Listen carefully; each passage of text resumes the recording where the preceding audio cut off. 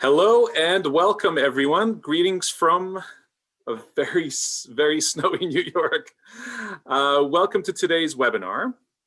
I'm Pete Novak, Country Manager for US and Canada at Cambridge Assessment English, and will be your host today for the Exploring Undergraduate Polytechnic Programs Across Canada webinar in partnership with Seneca College, Humber College, and British Columbia Institutes of Technology. By way of introductions, you are likely familiar with Cambridge Assessment English since many of you have taken or are preparing for one of our Cambridge English exams. For those who are not familiar with Cambridge Assessment English, we're part of Cambridge Assessment, a department of the University of Cambridge. For well over 100 years, we have been producing a variety of global standard exams and supporting the communities of primary, secondary, and higher education teachers and learners. Our mission is educational, to help people to learn English and to prove their skills to the world. So we're not just about measuring English, we're about supporting learners throughout their education and career, making sure that they have the skills they need for success. We do this by empowering the authentic communicative ability through assessment, covering 4 skills, and testing language use in the modern world. We produce world-leading standardized English exams, which are taken by more than 6 million students annually. They're used by more than 25,000 universities, employers, and government departments all over the world for admissions, recruitment, graduation, and a whole host of other purposes. As part of a university ourselves, we have been supporting admissions officers all over the world with exams such as B2 First, C1 Advanced, and C2 Proficiency. They are the most rigorous English proficiency exams designed to be incorporated into your English learning so that you're well prepared for your next stage in your life. This webinar is not about English proficiency exams though, yet participants always ask us about the requirements. So let me take just a second to clarify here. You are welcome to apply across Canada, in many cases with B2 First and certainly with C1 Advanced and C2 Proficiency. That includes the colleges presenting today, although at each institution, different programs have different requirements. So take a look at each institution's websites for details. As I mentioned, this workshop is not about Cambridge. In fact, you're in for a treat today to learn more about your options for Polytechnic programs across Canada. And so I will soon hand over to our presenters today, Alex, Jesse, and Michael. Before I do so, I would like to ask you all about your plans for study and have 2 questions. There will be 2 questions that will pop up. And if you wouldn't mind answering this quick survey for us.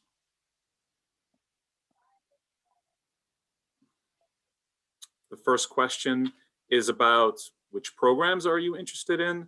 And the second one is about when you are planning to start your study abroad. So let's take a few seconds to complete the polls. Okay, thank you everyone for completing this. Let's take a look at the results, shall we? Okay, so engineering is very popular, but so are health sciences and computing. And then in terms of starting your studies, most of you are looking at 2022, some of you this year, and so forth and so forth. Okay, so that's very helpful, I think, for all of us. Thank you very much. In terms of the outline for the next hour, our presenters will first introduce Canadian polytechnics in general, then share details about their institutions, and then we will round out the session with some Q&A. And so with that, it is my great pleasure to introduce our first presenter today, who will introduce the concept of polytechnics. Please welcome Alexander Prokopenko, Associate Director of International Recruitment and Marketing at Humber College. Alex, go ahead. Thanks, Peter. Thank you very much for a wonderful introduction. I hope everybody can hear me. Um, I would like to thank Cambridge English for inviting such a great panel to talk about polytechnics, inviting all of you. Hopefully you will learn something that will be useful for you, that will perhaps push you to explore the idea of studying in Canada and Canadian Polytechnic a little bit further after this presentation.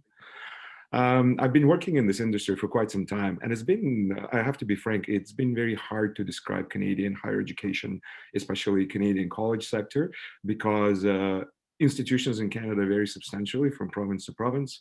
In Canada, there is no single Ministry of Education that oversees education. Each individual province is in charge of its own. And it's been especially challenging to talk about polytechnics because in most Canada, besides Alberta, the term polytechnic doesn't have a legal meaning. Nevertheless, the term has come to define a group of large, professionally oriented and technologically sophisticated institutions, which are heavily involved in both applied research and providing a wide range of credentials, starting from diplomas, degrees, and postgraduate programs. These are all big organizations that in many ways resemble universities and colleges at the same time. And as you can see here, we have 14 institutions which use this term. And all these institutions identify themselves through membership in Polytechnics Canada. They make up nearly 2/3 of Canada's college student population. All right, next slide, please. I guess the distinct advantage of polytechnic education is close ties to employers, okay? Because of the focus on a strategic workplace development, students learn alongside industry professionals. They learn the industry standards. They use industry equipment. And the result, polytechnics in Canada create a talent pipeline, which is highly employable. And there's a great English expression, they can hit the ground running, which means you can start without any additional training your career or your occupation or whatnot. The consultation is developed in, the curricula is developed in consultation with employers who are our partners, instructors that teach you, they come from the industry, local businesses and polytechnics partner together to solve challenges throughout applied research. And all of this culminates is intimate understanding of the work environment and equipment used in the field. It creates opportunities for work integrated learning and a very smooth transition from classroom to employment. And I will drive this message all the way throughout my presentation because I think it's very important for the international to know, or for the international students to know this, simply because from what we see, majority of international applicants that come to study in Humber and other institutions, they would like to pursue their career after the graduation in Canada. And I think polytechnics are equipped probably better than most of other institutions to prepare our graduates, including international students, for their career in Canada. All right, so next slide, please. So every year, Polytechnics, we collect data on student enrollment and programs we offer. And you will see in the next 4 or 5 slides, the highlights below. And I'll provide some of the comments as you read some of these slides. You have to understand that Polytechnics focus on a full spectrum of the workforce transition, okay? We're offering education and training to those entering post-secondary education for the very first time, straight out of high school. But we also serve the needs of the workers who are in the middle of their careers. You know, maybe they're already employed in the workforce and they need to modernize their skill set. Or they have been displaced because the industry has become obsolete and they need to reskill to make sure that they're able to apply for their next job or advance their career. So in that sense, Polytechnics in Canada have a perfect solution for that. We have a strong partnership with employers. We bridge the training for the students out of high schools or out of universities or out of the workforce. And we're able to build resilience, we enhance skills, and we really maximize the productivity for the workforce.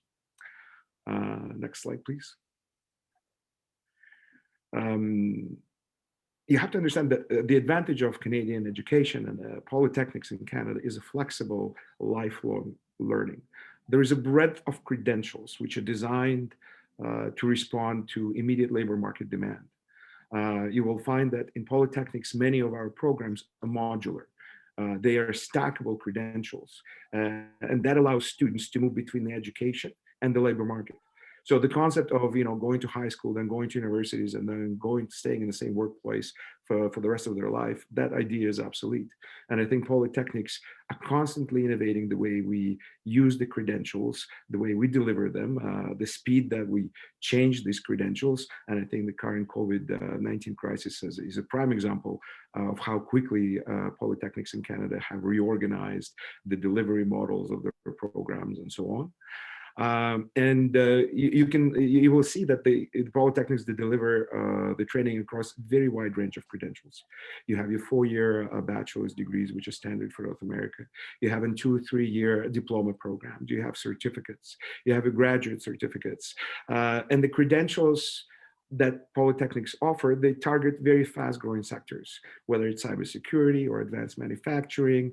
We're delivering emerging and very in-demand skills like blockchain and building construction technologies. There's a great subset of credentials for students who already have their bachelor's degrees looking to advance their careers through our graduate certificates. Next slide, please. Now, some of you may know, but Canada ranks the second among all other OECD countries in educational attainment of the working age population. What you may not know is that this is driven largely through applied learning. More than 30% of Canadians in the workforce were educated at a polytechnic or a college, versus just 25% which were educated at university.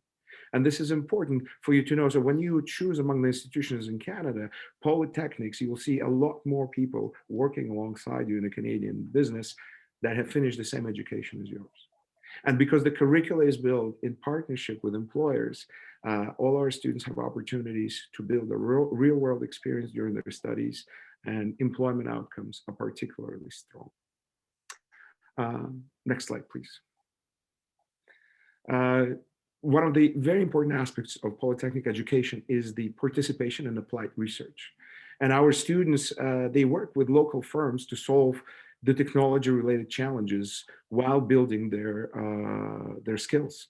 A prime example, let's say I'm going to take Humber, and we have students who are working with a medium-sized company in Toronto that is modernizing its e-commerce business. So we have students from our graphic design programs designing the website for the company, user experience students making sure that the website can interact with any interface, whether it's a mobile telephone or it's a computer, laptop, or iPad. We have students from digital communications working together on this research project to make sure that the communication is streamlined to reach the right audience. So after going through a project like that, students are very, very attractive to Canadian employers. They're able to demonstrate on their resumes what they've done. Next slide, please. Perfect. So the important thing is that as a career-focused institutions, polytechnics provide a lot of opportunities for our learners to engage across all sectors and with employers of all sizes. And this positions our graduates for a very smooth transition into smooth entry into the labor market. And in the Canadian labor market, the employers, they want both technical skills that we offer and the associated with employability, things like communication and leadership and problem solving. And polytechnics, Canadian polytechnics, are leaders in the provision of the broad range of work integrated learning opportunities. And you can see them here. It's applied research projects, it's co-ops, it's internships, it's field placements, it's hands-on lab experience. Whatever the nomenclature is, the meaning is the same. You're able to receive meaningful in-work experience that you can apply on your resume, you can apply further down in starting your career in Canada. I don't know if that was 10 minutes, but I think that was the part that I wanted to kind of give you a bird's eye view of what polytechnics in Canada are. And I think, Peter, you will introduce my colleague next, yes? Yes, thank you, Alex, for the overview on the polytechnics. Now we will learn more about the industry connections from our second presenter. Please welcome Jesse Black-Allen, Program Manager at Seneca College. Hi, everyone. So yes, my name is Jesse from Seneca College. Just to to cap off what Alex is saying, there's a great definition of polytechnics and the pronunciation if you are taking notes for language learning. So a polytechnic is an institution of higher education, providing technical, applied, hands-on learning, offering applied degrees, diplomas, certificates, and apprenticeship training, and fueling business innovation and applied research expertise. Next slide. So just a quick recap of the credentials that we offer. So across Canada, there are 200 bachelor degrees. So bachelor degrees are 4-year degrees. There are 350 postgraduate certificates. If you already have a degree in your home country, you should consider applying for a postgraduate certificate. Then there are 1,000 diplomas and advanced diplomas. Diplomas are 2-year programs. Advanced diplomas are 3 years, and they focus on a very specific area. And then we also have certificates as well. So there are a lot of options to explore across Canada. Next slide. Okay, so since industry connections is such an important concept, I wanted to slow down and explain what this means. So industry refers to employers, to businesses, to companies, to job creators. For polytechnics, industry connection is crucial. Traditional universities develop a broad knowledge, theory, general education. Polytechnics focus on applied arts and sciences and on developing the workforce. Next slide. Okay, so how exactly do we connect with employers? I'll talk about 5 points. First, employers advise us on our curriculum and program development. So they participate in advisory committees, and they guide the way that we develop what we teach to students. The professors themselves and instructors are people who come from industry, and that's very important. The person teaching you will be somebody who just recently or even currently works in the field that you want to join. We use real equipment, realistic environments. If you walk around any one of our polytechnic institutions in Canada, you'll be so impressed by the different physical equipment that students are trained on. And then my next 2 slides will zoom in on work-integrated learning and applied research. So if I can move to the next slide. Okay, so work-integrated learning involves several ways in which students can get work experience while they're still in school. So internships, co-ops, and placements, these are experiences where students are given a meaningful role at a workplace. Co-ops tend to be the longest. Internships are somewhat shorter, and placements can be even shorter than that. Now, there's also the concept of service learning. So in service learning, learning outcomes in your course or in your program are connected with community service goals, and you perform community service in order to demonstrate your learning. A capstone project is a project that you do at the end of your program, and you pull together learning from all your different courses, and then you apply it in a real world context. And that real world context, for example, could be research. And that's the topic of my next slide.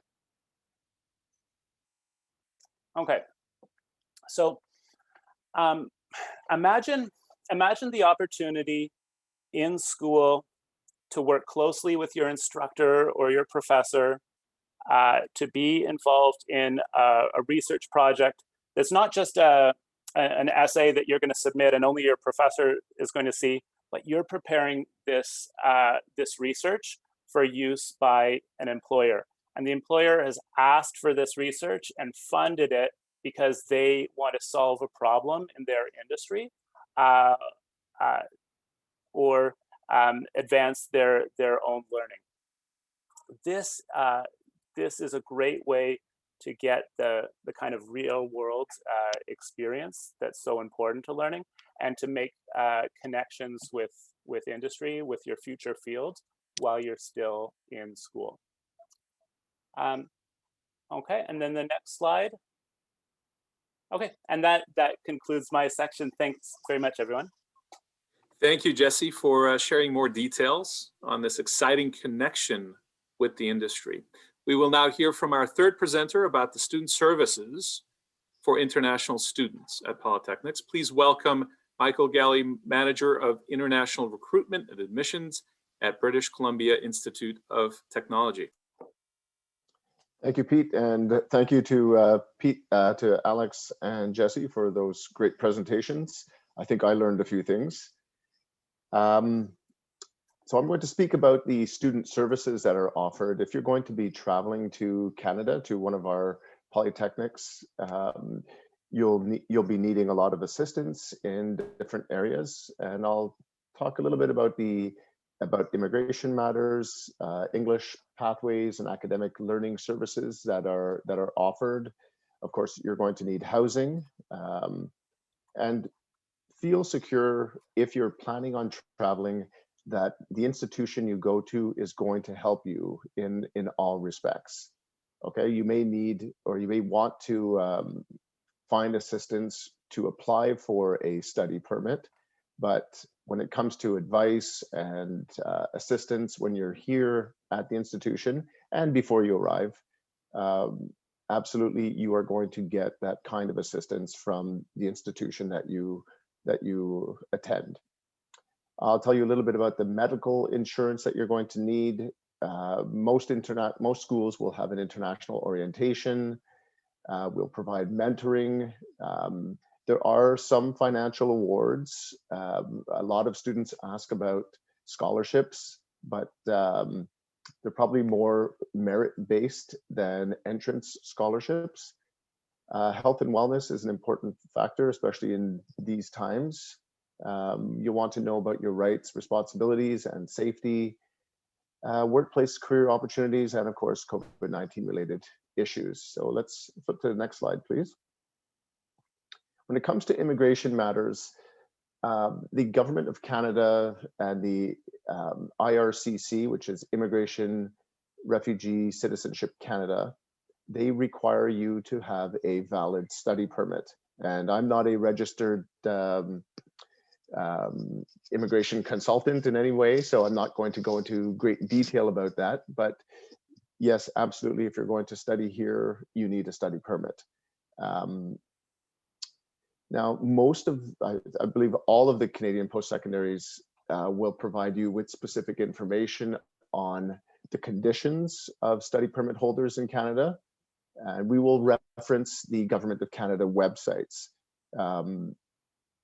It's very important that you adhere to all of the requirements, because it can have different effects on your future plans if you do not. Now, the institutions will also have individual policies and requirements for international students. So they may differ slightly, but they'll probably be largely similar. And I'm not sure if all institutions will provide this, but I believe they probably would give you some assistance on how to apply for a study permit and how to extend your study permit once you are in Canada, because you may start a program and you may not end up finishing it on time, or the study permit that you initially receive may not be for the entire term of your study. At BCIT, for example, you may sign up for a 2-year diploma and you'll receive a 2-year study permit. But after 2 years, you may decide to complete the second 2 years to finish your degree. And in that case, you would need to extend your study permit. And of course, we would lend you all the assistance you need to do that. I believe most of the schools now will now have a FAQ on study permits on their website. So you should really take some time and visit the appropriate pages on the school that you are going to attend. Very important, as I was mentioning earlier, that both you, the students, and the institution, so all of us, we must comply with the IRCC regulations. They have requirements for the students and for institutions. For example, we must report annually or biannually to the IRCC on the compliance of students to their study permit requirements. And you as a student have to abide by the requirements of the study permit, which are not too convoluted. It's pretty simple. You have a study permit, you must study. It's a little bit more complicated than that, but generally speaking, that's all there is. You are allowed to work when you are on a study permit. You are able to work up to 20 hours during the semester, and between semesters you can work full time. Those are some of the examples of complying with the study permit requirements. We, in this time, especially of COVID-19, I think most of the institutions are providing online consultation services.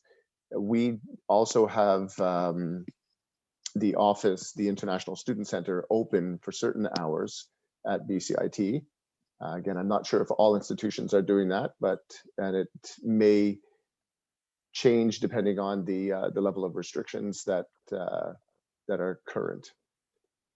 We may also provide information on immigration matters, like applying for a postgraduate work permit. When you've graduated from a program, many of you will want to work in Canada. You will need to apply for a postgraduate work permit. During the term, you will need a co-op work permit if your program has a work component to it, like a co-op, or any of the other types of work integrated programs that you may do, which I believe Alex mentioned, and Jesse as well. And one thing to note that I'm not sure, BCIT does not provide assistance to students to apply for study permits. I don't believe any of the institutions do, but Jesse and Alex, you may chime in and let me know if that's not the case with you. But generally speaking, I don't believe that post-secondaries provide assistance to apply for the original study permit. And next slide, please.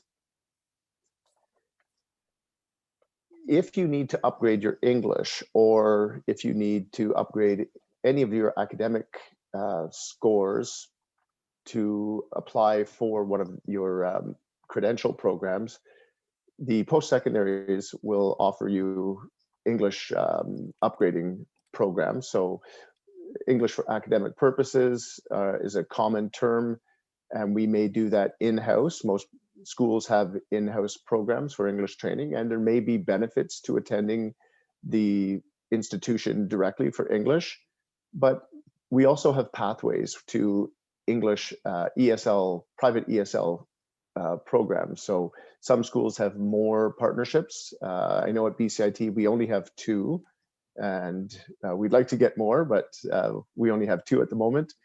I know that some institutions have many more than that. So you have the choice to attend either English at the institution or at a private ESL school. Then there is academic upgrading. So again, if you need to upgrade your math or physics or chemistry or biology, you can do that. There may also be bridging programs. At BCIT, we have a bridging program for the technology. We call it technology entry, and you can upgrade your math, physics, and chemistry there. You can also receive subject matter tutoring. And I'm not sure if it's consistent with all institutions, but we provide peer tutoring options, which are free at BCIT. There are many library services, and often there'll be a learning and teaching center at the institution you attend. Next slide, please. Housing, of course, you're going to need to live somewhere, so you can count on the institution either having on-campus student housing or off-campus. And off-campus is generally, the options are for homestays or private rentals. I provided a few links to student housing websites here. I think the cost is roughly the same. If you stay in the dormitory or on campus, there may be a meal plan. At BCIT, we do not have that. So there's a kitchen in your dorm room, and you would have to buy your own food. If you stay in a homestay, of course, all your meals are provided. Next slide, please. Medical insurance is very important. There's basic medical coverage, and each province deals with medical issues differently. In British Columbia, we have the medical services plan, which is a provincial medical insurance for residents of BC, and international students can apply to that after 3 months of residence in British Columbia. There's also private medical insurance, which is extended health, which covers you for services beyond the basic medical services. So things like dental care and prescription drugs. But it's important to verify with the province that you're going to be attending exactly what your medical insurance requirements will be. Next slide, please. And again, I mentioned at the beginning, most institutions will have an international orientation. This year we did ours virtually, which I'm sure Humber and Seneca did as well. There will be lots of social activities and workshops provided. Possibly there will be an international student center where they have a coordinator helping to organize activities. They will also organize international peer mentoring programs in some cases. As I mentioned earlier, financial awards are largely merit-based, but Alex and Jesse, again, please correct me if you do offer entrance scholarships. BCIT does not, unfortunately.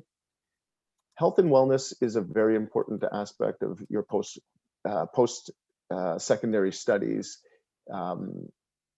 Taking care of your mental health and your physical health is very important.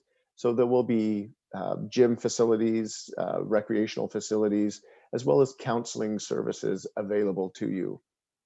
Of course, as a student, you will have all the rights and responsibilities of all students at the institution. I would encourage you to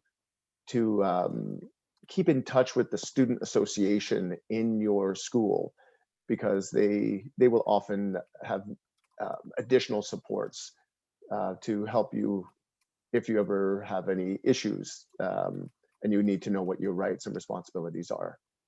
And of course, there would be workplace and career opportunities. Most institutions will have facilities and resources to assist you with that. And now with the COVID-19 situation, the institutions all have in place a forward plan that is meant to help students when they're traveling to Canada and after they arrive, of course. Next slide, please. And that's it for me. I hope I didn't exceed my 10 minutes. Thank you. Thank you, Michael, and thank you to all of our presenters to provide this informative overview about Polytechnics. We are now going to take a few minutes each per presenter to provide additional details specific to your institution. So let's start with Alex at Humber. Okay, give me just 1 second. So I think we covered a lot of information in this particular presentation. So I'm going to quickly focus on Humber College in particular, and some of the programs that we offer, some of the tuition fees. There was a lot of questions about scholarships and so on. So I'm going to try quickly address this. We are located in Toronto. So Toronto is a very multicultural, one of the largest cities in North America.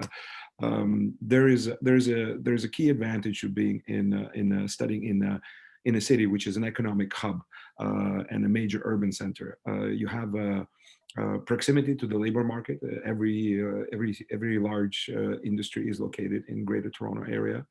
You have proximity to immigrant communities. So therefore, it doesn't matter where you come from, whether you come from Spain, Turkey, Russia, whatever, you're going to find a little piece of home somewhere near you. And therefore, there's going to be lots of help to, settlement resources. It's much easier to acclimatize to the new city, to the new country, if you have some of your some of the peers coming from with the same background as you are. And obviously you have the large campus, which is very multicultural, which means that doesn't matter where you come from, you come to expect that a lot of people will be speaking with the same accent, they will look like you, they will have the same shared beliefs like you. So it's much easier to integrate into the learning environment. And then further down the road, as you pursue your internships, or if you pursue your career after the graduation, you will see that there's a strong support regardless where you come from and so on. So that's one of the advantages of starting in a large city like this, and we're blessed to be located in Toronto. More than half a century, Humber has been offering many different programs. It is a wide range of credentials. And if I wanted to highlight some of the highlights about us, is that we always have been focused on the outcome for our students, right? So what's very important for us is how satisfied employers are with Humber graduates, how quickly our students find employment. Now, this statistics is, I think, from the last couple of years, and these pertain particularly to province of Ontario. Sorry, the statistics they vary between the provinces. But Humber is a location with over 30,000 full-time students. I don't even know how many part-time students we have. We have students coming from from 130 different countries. It is a hub of learning. It's a hub of developing a career. It is a hub of starting your educational path in Canada, and then it will set you up on the right course of working in Canada as well. We have 3 campuses which are located in 3 different areas of Toronto. All of the state-of-the-art facilities. You have your study facilities, you have your gyms, you have your resource centers, and so on. Great balance of theoretical and practical knowledge. For the athletes, we have 20 different varsity teams. You can't make on a varsity team, you can do extramural sports. We have different 50 student clubs, so whatever interest that you can find for yourself, I'm sure something will come up. We have great mentorship programs, support programs, student ambassador programs. So when you arrive for the very first time in Canada, you have a great support network of students who already went through what you went through, and they will guide you to a particular place. Okay, where do I buy milk? Which class should I take? How do I do this and this and this? So there's a great focus to make sure that you have great support when you arrive. And Humber has taken out primary initiative. It's one of our strategic pillars, is to go global. We have a phenomenal network of international partners that offer students international research projects, study abroad options, and even international work placements. So it's a truly global, diverse player, and we see every year many successful graduates who are happy to find employment in Toronto and GTA, Ontario, or even outside of Canada. And of course, as Michael had mentioned, as all of the institutions that are presented here, you can apply for a postgraduate work permit after graduation. We have counselors that will help you with that.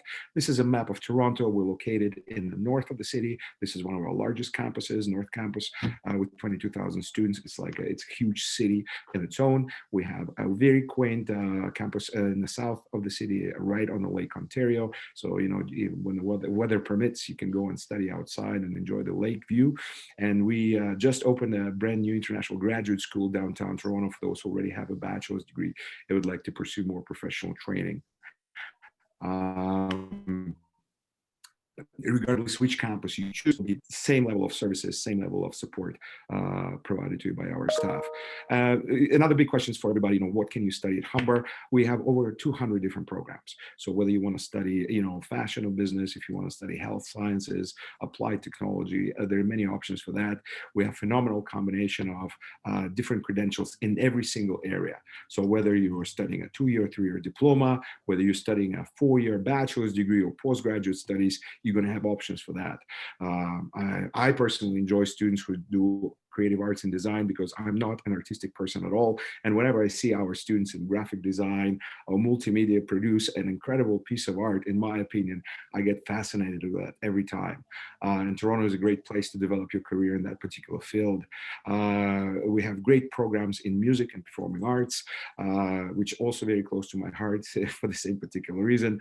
And we have phenomenal programs where we have students coming, where we have experts coming from the musical industry and teaching students how to survive in that particular field. Great programs in IT and digital technology. Of course, this is bread and butter right now for a lot of young students who want to be assured in a successful future employment. We have programs in justice and legal studies, hospitality and tourism, which has taken a big hit right now, but hopefully it will bounce back. And people, after spending so much time in the quarantine, will just flat out and try to reach out and go travel somewhere. So there's lots of programs in that particular area. And like I said, we have fantastic global opportunities for students. And even now, when we're doing a lot of remote studies, our students are able to collaborate with their peers from universities in Europe and Asia and Latin America and work on joint projects and gain a lot of global outlook perspective on that. I'm not going to touch upon career opportunities because we already have mentioned that, but we work with a large number of companies, which would be small, medium-sized, large-sized enterprises, lots of solid partners that provide our students with that necessary experience. A lot of people always ask about how much does it cost. So this is an approximate breakdown in Canadian dollars. So if you're studying a diploma or a degree or postgraduate program, the annual tuition fee will be anywhere between 16 to 21,000 Canadian dollars per year. And that would include your tuition, your medical insurance, and all of the auxiliary fees. So that would cost. On top of it, you would build in another 10 to 12,000 costs for your personal expenses, such as housing and meals. So I would say the overall budget should be anywhere between 30 to 35,000 Canadian dollars per year.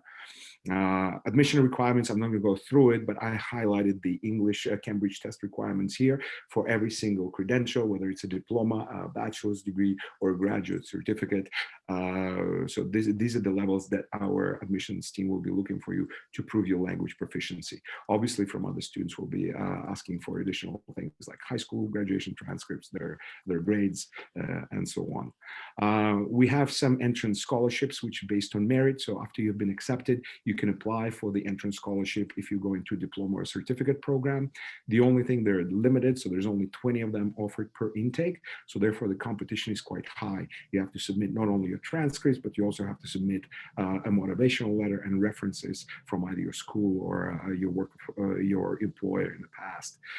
We have a lot more entrance scholarships for students who pursue their bachelor studies. If you're going straight from high school into the first year of our degree, you can earn anywhere between 1,500 to 4,000 Canadian dollars per year based on your GPA in high school. And if you're successful every year in your studies at Humber, this scholarship is renewable. So therefore, you can substantially decrease your price of studying there. There is no limit on these scholarships. And finally, I don't want to take up more time for my colleagues. If you come into any other questions about Humber and we don't have enough time to answer them during this presentation, if you take a screenshot right here, this particular QR code will take you to our inquiry page, and you can fill out whatever question you have, and me and my team will be happy to answer them. The shortcut, the website address for the particular inquiry form is right on the left-hand side of the QR code. All right. Hopefully I haven't taken up too much time, so I'm going to pass it on to the next presenter. Peter, I don't know who have you assigned here. Thank you, Alex. We appreciate it. Jesse, please tell us about Seneca. Sure, just 1 second. I'll share my screen. Okay, so when I explore a new institution, I really like to get to know the environment, the buildings, the classrooms, what residents might look like. So I would recommend at Seneca College, and look for this at other institutions too, taking a virtual tour.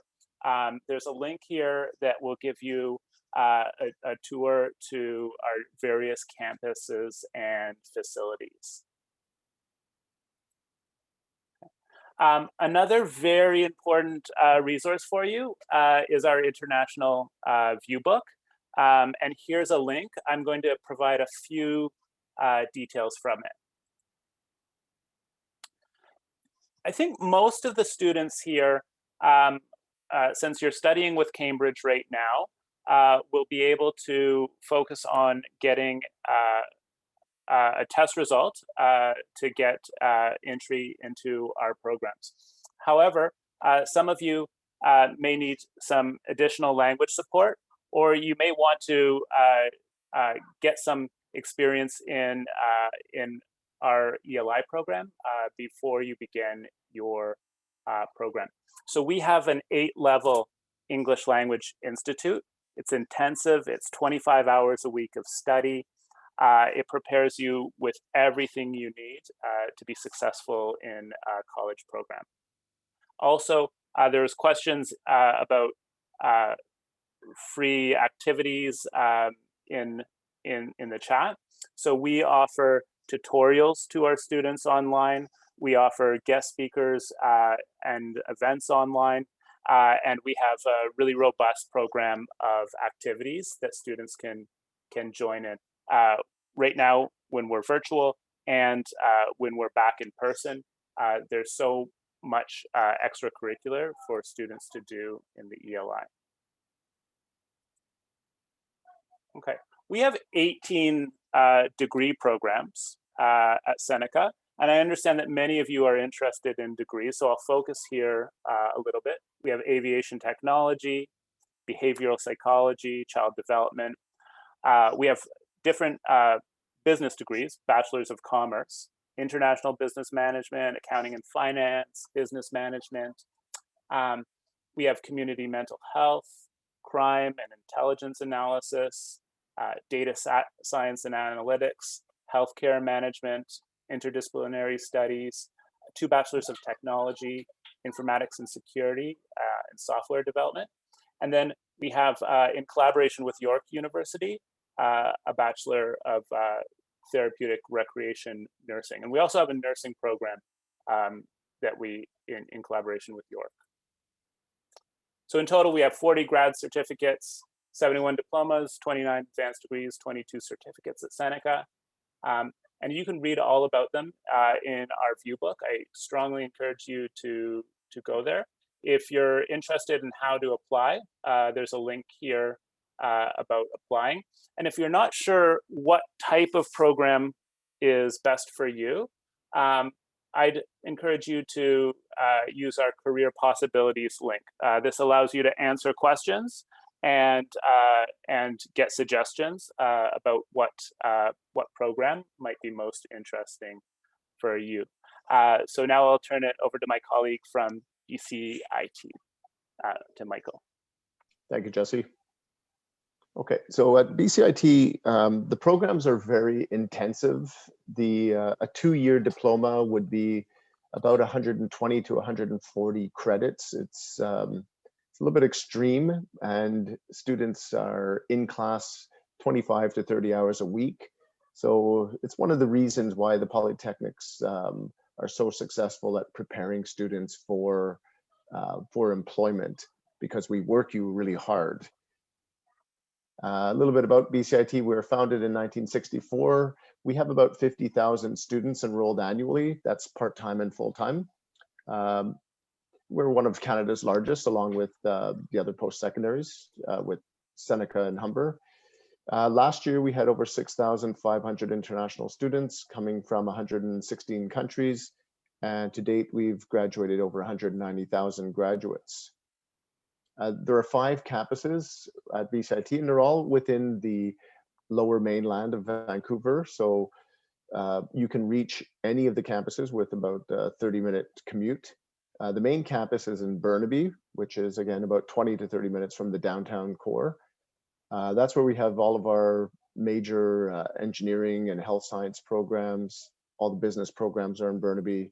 The Vancouver downtown campus is our technology hub, and that's where you'll go to study computing and IT programs. And of course, the Aerospace Technology Campus in Richmond is a state-of-the-art facility. That's where you would study aircraft maintenance engineering or airport operations, anything related to aerospace.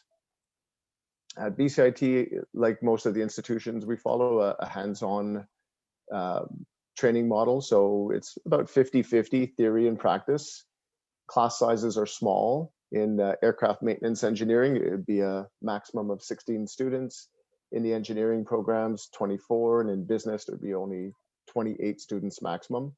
If you compare that to many of the universities where you could be in an auditorium of 800 students, the small class sizes are very important, and they ensure that you get lots of one-on-one time with your instructors. All of your instructors, again, will have industry experience, creating those close ties with industry. And of course, the program advisory committees are one of the keys to the success of BCIT and the other polytechnics. So this is an example of the advisory committee for the telecommunication systems tech program. Managers, often you'll see vice presidents and directors from different companies. They come together to meet with the faculty in our programs to basically advise us on what's current in the field and to help our faculty understand where the field is going, where that industry is going, so they can modify their curriculum and make sure that we're training you with the most up-to-date knowledge and skills. There are 6 schools at BCIT. Business and media is by far the largest. It probably has half of all the programs at the Institute. School of Computing and Academic Studies, very competitive programs in, and again, both at the diploma and the degree level. Construction and the environment, health sciences, energy, and transportation. There's about 150 programs available to international. At BCIT overall, we have 300 programs, but only half of them are available to international.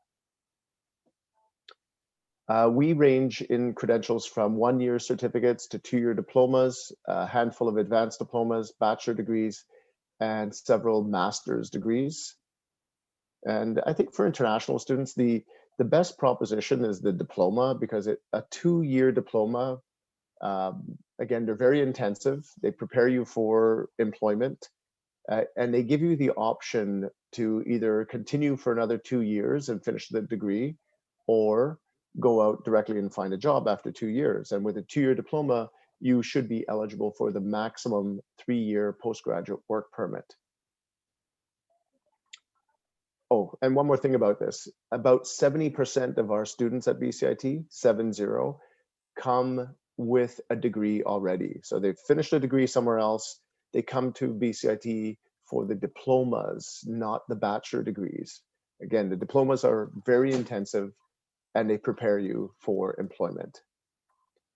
An example of the Industrial Network Cybersecurity program, it's a total of, I believe, 115 credits in 4 semesters. So 6 credits, 6 courses in the first term, 7 in the second, 5 in the third, and 7 at the end. In the end, you've done over, like I said, 115 credits. It's almost a bachelor degree in most universities. When you look at the postgraduate employment rates, if you come out with a 2-year diploma from BCIT, 91% of our graduates will find employment within the first several months of graduating. That number goes up to 98 if you have a degree. And the annual median income is about 70,000 for a BCIT grad. And you compare that to the median individual income in Canada, which is only 27,600. Graduates are doing very well when they complete a credential at BCIT. Application fee is $154. You'll need to pay a commitment fee to reserve your seat, and then tuition is about $10,000 per semester, so $20,000 per year. And if you have any questions, you can visit us at on social media, or send an email to international@bcit.ca, or you can contact me directly at my email address. And thank you very much. Okay, thank you very much to all of our presenters. We're just about out of time, but I would like to see if we could take a couple minutes to answer one of the questions here. Lots of questions around specific programs. I would just suggest take a look at the institution's websites for what programs they offer.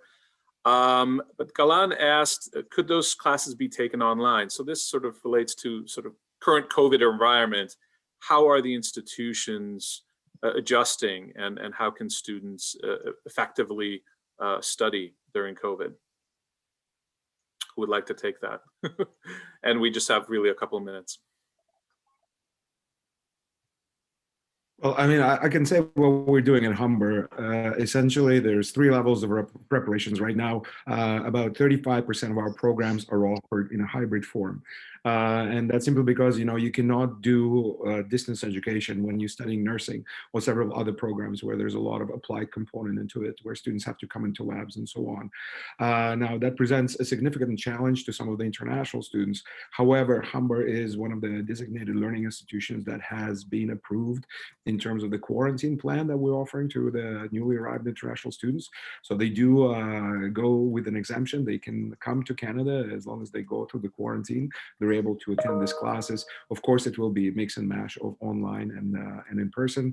Some of the programs are offered entirely online, but we are closely monitoring what's going on in the province of Ontario. We're following the guidelines from our health authorities, and moving forward, looking at the September intake in 2022, we have 3 plans. So our senior leadership is preparing for both in-person, online, and hybrid delivery. Anyone else would like to comment on the COVID approach? I think Alex's answer is representative of us as well. Okay. Yeah, It's certainly a creative solution. So with that, let's wrap up today's webinar, and thank you again to our presenters from BCIT, Humber, and Seneca. We really appreciate your time sharing details about polytechnics in Canada. So dear students, we hope you found this session helpful. And in terms of finding your fit in North America, this webinar series will continue in March. Keep an eye on events at cambridgeenglish.org/events. That's cambridgeenglish.org/events. And we wish you all the best in your application process. Excuse me. Till next time, stay safe and have a great day. Take care. Thank you. Thanks, everyone. Thanks, everyone.